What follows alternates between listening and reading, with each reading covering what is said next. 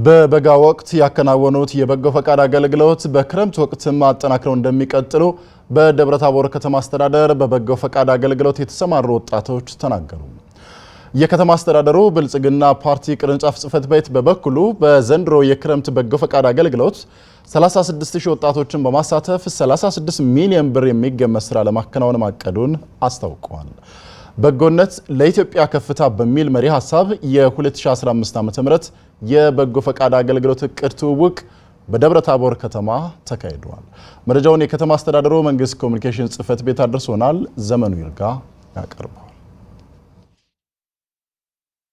በደቡብ ጎንደር ዞን ደብረታቦር ከተማ በጎነት ለኢትዮጵያ ከፍታ በሚል መሪ ሐሳብ የወጣቶች የበጎ ፈቃድ አገልግሎት እቅድ ትውውቅ ተካሂዷል። በእቅድ ትውውቁ ላይ የተሳተፉት ወጣት ፈቃድ የተገንና ሀረጋዊን አብነት ለረጅም ዓመታት በበጎ ፈቃድ አገልግሎት የአካባቢውን ማህበረሰብ ሲያገለግሉ መቆየታቸውን ተናግረው ይህንን የበጎ ፈቃድ አገልግሎት በክረምት ወራት ማጠናክረው እንደሚቀጥሉ ተናግረዋል።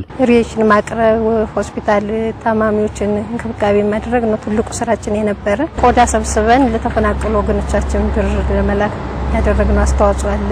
ለኔብጤዎች ልብስ ለሌላቸው አልባሳት እንደምነን አጥበን በማልበስ ቤት ሰርተናል።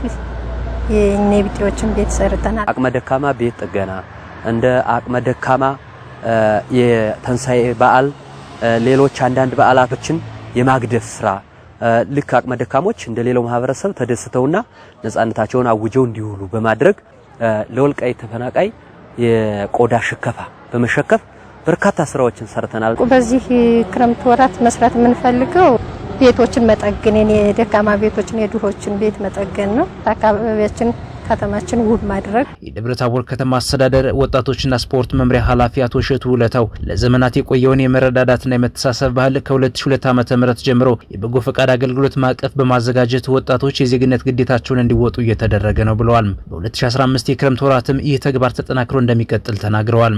በሐዘን በመከራ በጦርነት በኢኮኖሚ በደስታ መረዳዳትና መተጋገዝ የኢትዮጵያ አንዱ ዋና ባህል ነው።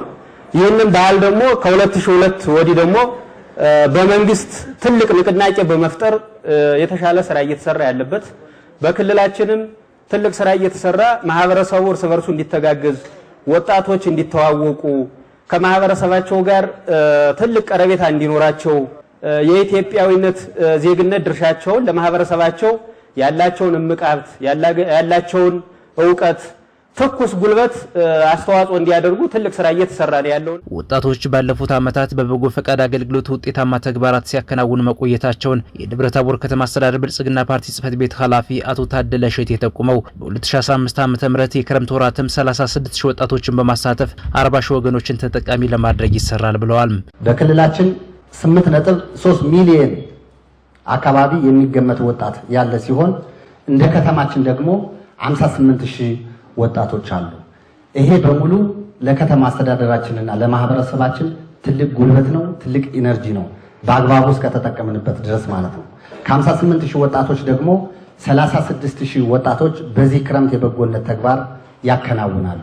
ስለዚህ ወጣቶቹ የሚሳተፉት የደካማ ቤቶችን በመጠገን ችግኝ በመትከል ሰብላቸውን ማረም የማይችሉ የከተማችን ማህበረሰቦች በዙሪያችን ባሉ የገጠር አርሶ አደሮች የነሱን ሰብል በመንከባከብና ማፋሰሻና ዲሾችን በማጽዳት ይሆናል ማለት ነው።